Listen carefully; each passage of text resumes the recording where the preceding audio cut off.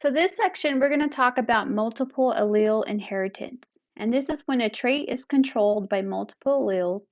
The gene exists in several allelic forms. For example, we're going to talk about blood type, human blood type. So human blood type, we're going to talk about phenotype and then what it looks like when it's a genotype. So if we have a type A, if you have type A blood, the genotype for type A is you're going to have an allele with 2 dominant A's, or you're going to have an allele with a recessive allele. For type B, you're going to have 2 dominant alleles with B antigens, or you'll have 1 dominant allele with the B antigens and a recessive allele. For type AB, this is where you would have codominance. So you would have an allele for type A antigen, an allele for type B antigen, and that's only combination for a genotype. And if you have type O blood, you're going to have only the recessive alleles, which are shown by these little eyes. So the key for that is if you have little eyes, these are recessive. If you have an A, that's a dominant allele for the antigen A. If you have B, it's a dominant allele for antigen B.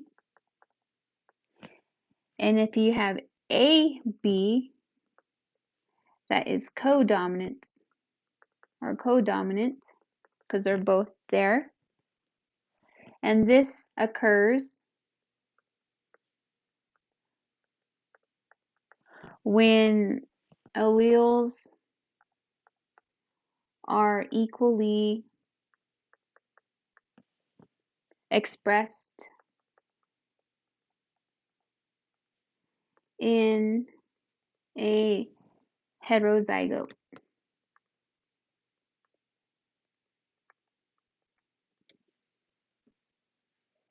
So then if you were asked a question of the phenotypes, how many phenotypes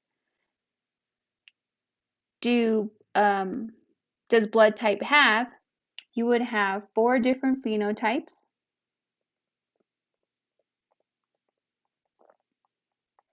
And they are the type A, B, AB, and type O.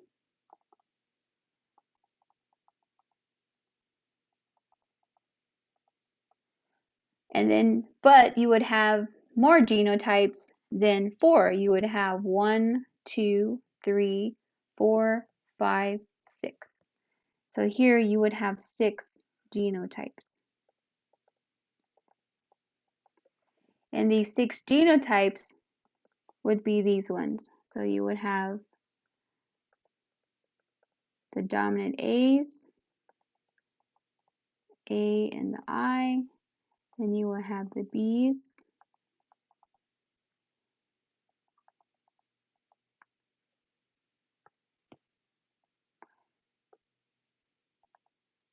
recessive I, and then you will have your type O's, which is, or your A, not your type O, your type AB.